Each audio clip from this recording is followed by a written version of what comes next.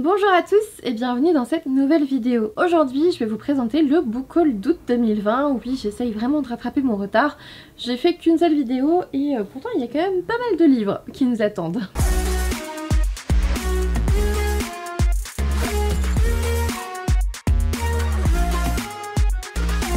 Du coup on va commencer par les services presse que je n'ai pas encore lus. Il y a Lire est dangereux pour les préjugés de Dave Conis aux éditions Milan. C'est globalement ma prochaine lecture, donc on va en reparler très vite en update lecture.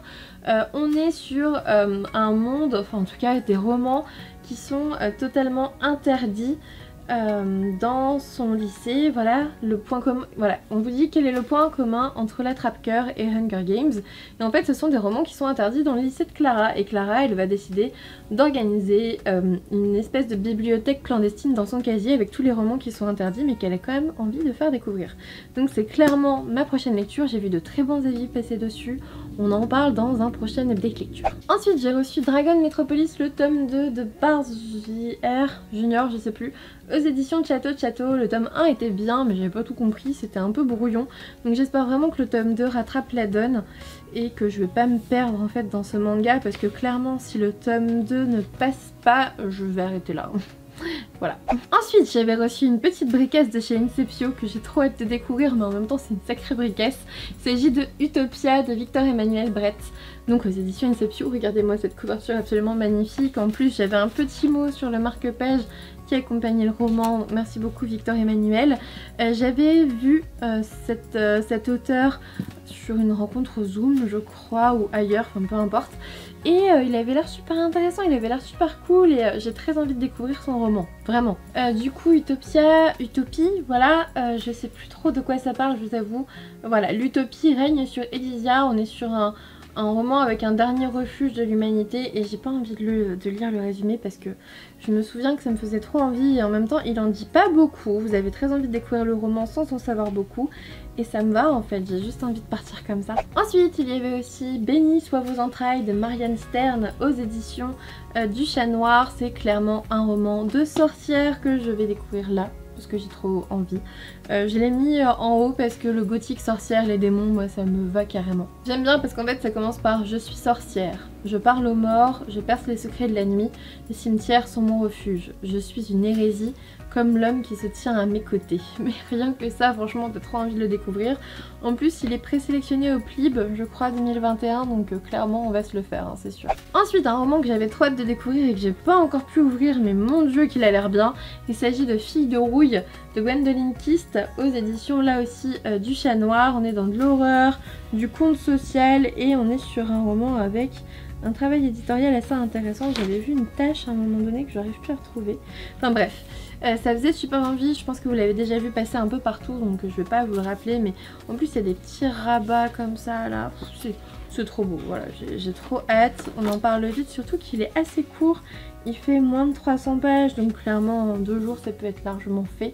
Je dis plus une journée, mais 2 jours, allez, vu que j'ai un rythme de lecture un peu plus lent en ce moment, on va dire ça. Ensuite, j'attendais que la situation actuelle soit un peu mieux, mais j'ai l'impression que ça va pas être tout de suite. Du coup, je vais les sortir, c'est tout. J'avais reçu Éclat et Cicatrices d'Éric de Graff. Alors attendez, comment on fait? Non, c'est pas comme ça. Hop, hop, voilà. Ouh. Éric de Graff aux éditions Champac à Bruxelles, ça dépend du puits en fait. Et on est sur comment les citoyens ont vécu la Seconde Guerre mondiale. Parce que ça se passe samedi 4 mai 1946 et dimanche 5 mai 1946. Donc voilà, comment est-ce que les gens, les citoyens ont vécu ça. Et ouais, je m'étais dit, vas-y, attends que ça se passe bien dans le monde un peu, mais j'ai l'impression que ça va pas bien se passer tout de suite, donc c'est pas grave, on va se les faire et puis c'est tout. Là je les ai ressortis du coup pour le book haul et je me suis dit c'est bon, je les laisse en haut de la pile, on en parle très vite, surtout que mes photos Instagram elles sont déjà prêtes je crois, donc on y va. Et enfin il y avait aussi Adam, l'ultime robot de Ryuko Azuma aux éditions Pika. Je voulais le commencer un jour mais en fait je l'avais pris un soir de garde, et du coup évidemment quand vous prenez un roman que vous avez absolument envie de découvrir un soir de garde, c'est toujours là que la garde est la pire. Du coup vous pouvez pas lire une ligne parce que vous êtes crevé en rentrant après, donc voilà. Ça n'a pas été possible, et en gros le dernier rempart de l'humanité est un robot. Voilà, entre les guerres mondiales, la pollution atmosphérique extrême et les extinctions de masse. Et maintenant il y a des psychés de gigantesques créatures volantes d'origine inconnue qui attaquent l'humanité entière. Super! Super! Et face à elle, il y a Adam. Voilà, donc on va découvrir Adam qui va essayer de nous sauver des psychés. Donc voilà, ça me faisait super envie. J'ai hâte de le découvrir. Là aussi ma photo Instagram elle est déjà prête en fait, donc je sais pas ce que j'attends. Toujours la même histoire, hein. Toujours la même histoire, avec une pile qui va sûrement tomber. Ensuite on passe à mes achats, et là il y en avait aussi beaucoup. En fait j'ai reçu d'autres services presse en août, mais je les ai lus depuis, ça sert à rien que je vous les montre, alors que j'en ai déjà parlé en déc lecture, ça n'a aucun intérêt. Du coup j'ai acheté Heartstopper, Deux garçons une rencontre, de Alice Oseman aux éditions Hachette, parce que je suis faible et que tout le monde en parle et que je l'ai toujours pas lu. Ça reste une BD, ça a l'air vachement mignon en fait, donc écoutez, on va la découvrir assez vite parce que je l'ai ressorti d'une pile et je ne compte pas l'y remettre, tout simplement. Celui-ci il me le fallait absolument parce que j'adore Nagabe, c'est un mangaka que j'aime énormément. C'est The Wise Beasts of the Wizarding Wisdoms, c'est pas du tout difficile à dire, c'est bien. Donc de Nagabe chez les éditions Comique, les éditions Comique que j'aime énormément. Nagabe c'est L'Enfant et le Maudit. Si vous vous souvenez pas de où vous avez vu un peu ce même style graphique, c'est L'Enfant et le Maudit.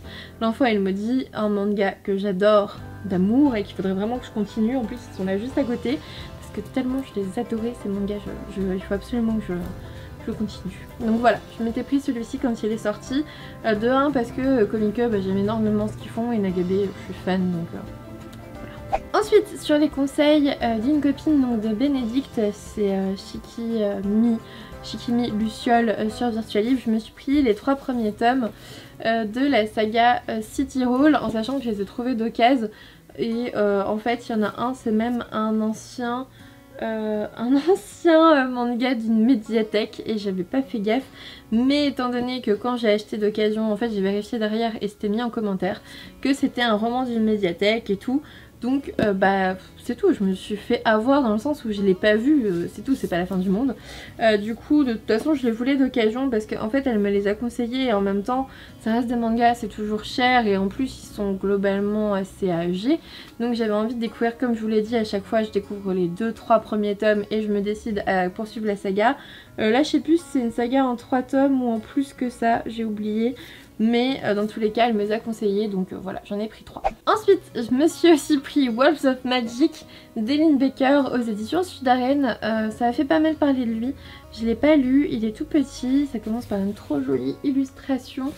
On est sur du loup-garou, hein, on est clairement sur du loup-garou, Wolves of Magic, il fallait pas être sorti de Saint-Cyr pour voir que c'était du loup-garou, hein, évidemment.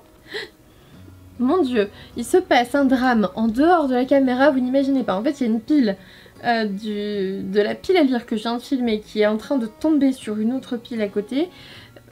C'est compliqué là, ça devient critique ici, hein, vraiment, vraiment. Du coup, on va parler loup-garou et mage. Écoutez, je sais pas trop quoi, je sais pas trop ce que je vais en penser, j'ai pas vu trop d'avis dessus, donc on se lancera à l'aveugle. Ensuite, je m'étais acheté Le Maître des Chagrins de Justin Cole aux éditions Brajlon parce que regardez-moi cette couverture absolument magnifique, j'ai adoré.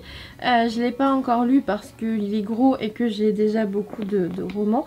Il fait plus de 500 pages, il me faisait super envie, ça reste de la fantasy, c'est Brajlon quoi, donc trop hâte. Et on va finir vite parce que ma batterie clignote rouge. C'est ça de faire 3 vidéos en rentrant le soir quoi. Du coup, je me suis aussi pris L'éveil de l'ombre de Tiphaine Le Vilain, le tome 1, donc la traque. Là on est sur de l'auto-édition et ça me fait penser que j'ai toujours pas reçu son autre roman en fait. Je crois que j'en ai acheté un deuxième et j'ai toujours pas reçu, et pourtant voilà, ça date du 11 août 2020. Il va peut-être falloir que je regarde ça. Du coup il est dédicacé aussi, j'étais très contente de le recevoir. Je me l'étais acheté suite à Virtualivre parce que bah j'avais parlé avec l'auteur et c'était plutôt cool, ça s'était bien passé, donc voilà. Ensuite je m'étais aussi pris Âge tendre de Clémentine Beauvais aux éditions Sarbacane. Là pour le coup il a juste fallu me dire qu'on allait rassembler des personnes âgées atteintes d'Alzheimer dans un village des années 60, et là je me suis dit ok il me le faut, ça a l'air trop bien. Je me suis arrêtée là pour le résumé, j'ai trop hâte de le lire, et en même temps je pense que ça va pas être pour tout de suite, peut-être en début d'année prochaine, peut-être. Ensuite, une BD que je vais bientôt lire, il s'agit de Après le monde de Timothée Lemans aux éditions Sarbacane. Là aussi on est dans du très bel ouvrage, hein, vraiment. Inutile de vraiment vous montrer en détail. Vous voyez bien que c'est magnifique. En fait c'est tellement magnifique que c'était un peu cher je crois, ouais il coûtait 24 €. Et du coup je l'ai pas encore lu parce que j'ai l'impression que quand je paye pour un graphique il faut que j'attende de le lire, comme ça c'est rentabilisé, ce qui est totalement stupide. Et du coup un matin Ellie et Selene s'éveillent, tout le monde a disparu sauf eux. C'était très intriguant, j'ai très hâte de le découvrir. Ensuite pour info, je me suis acheté le Ghibli, les artisans du rêve, oula, aux éditions Inis, donc hommage au studio Ghibli, voilà le best-seller, je l'ai aussi offert à ma soeur. On est globalement sur ce genre de double page avec des visuels, des choses, des analyses et tout. Enfin moi Ghibli, c'était trop cool, il me le fallait. Ensuite des mangas, je me suis pris My Dear Neighbor de Megumi Morino aux éditions Akata parce que j'adore Megumi Morino et que je veux lire tout ce qu'elle fait. Et je me suis pris le tome 2 de Running Girl, donc de Narumi Shigematsu, ma course vers les Paralympiques aux éditions Akata, donc c'est le tome 2. J'avais bien aimé le tome 1, c'est une série en 3 tomes, donc voilà, une série en 3 tomes.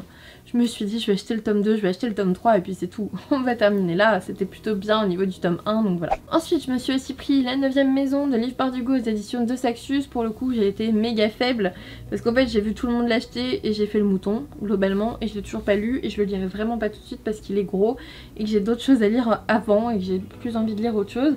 J'ai vu des avis très très bons et des avis très mitigés, donc j'attendrai de me faire mon propre avis. Ensuite j'avais aussi pris Alabama 1963 de Ludovic Manchette et Christian Niemiec pardon, aux éditions Cherche Midi, après les avis de Séverine de Il est bien ce livre et de Pikiti Bouquet, donc de Stéphanie, qui l'avait clairement salué, qui m'ont donné trop envie de le lire. C'est un thriller, ça a l'air trop bien. Voilà, j'avais trop envie de le lire, donc c'est tout, on va se le faire. Et ensuite j'avais fait une commande des éditions Elixiria, je m'étais pris L'éducateur de Lola T. Je me souviens plus forcément du résumé, je vous avoue, mais ça m'intéressait. Collection Morsure, donc j'imagine qu'on parle encore vampire. Et je m'étais pris aussi Malédiction, le tome 1, Les larmes d'Azraël de Cécilia Armand, donc aux éditions Elixiria. Je la suis sur Instagram, donc j'avais un petit peu envie de voir ce qu'elle pouvait proposer. J'aime bien le travail éditorial, il est plutôt chouette, voilà. Après avoir, j'ai vu des avis assez mitigés sur le roman. C'est pas grave, je vais bien voir de toute façon. Je suis du genre à ne pas m'imposer de lecture tout de suite. J'ai plein d'autres romans à lire, donc ça sera un peu plus tard, donc je vais attendre d'oublier un peu ces avis plutôt mitigés, plutôt négatifs, et de rentrer dans le roman pour me faire mon propre avis. Du coup voilà pour le book haul des livres d'août que je n'ai pas encore lu depuis août. Il y en avait d'autres, j'en ai acheté d'autres, j'en ai reçu d'autres, mais ceux-là ce sont ceux que je n'ai pas encore lus. C'est plus intéressant je pense pour vous de voir ceux dont j'ai pas encore parlé en fait, tout simplement. On va rattraper ce retard c'est sûr, il ne reste plus que septembre-octobre, en sachant que je crois que c'était un peu la décadence aussi à ce moment-là. Pareil, je vous parlerai juste des romans que je n'ai pas encore lus, et puis après en janvier normalement on pourra reprendre un book haul par mois avec simplement les livres reçus et achetés ce mois-là.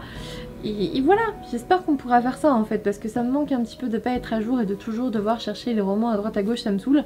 Donc j'espère vraiment me mettre à jour pour la fin de l'année. N'hésitez pas à me laisser un petit commentaire, à me dire si vous avez lu certains de ces romans pour que je les lise un petit peu plus vite, pour me donner envie de les lire en fait, tout simplement.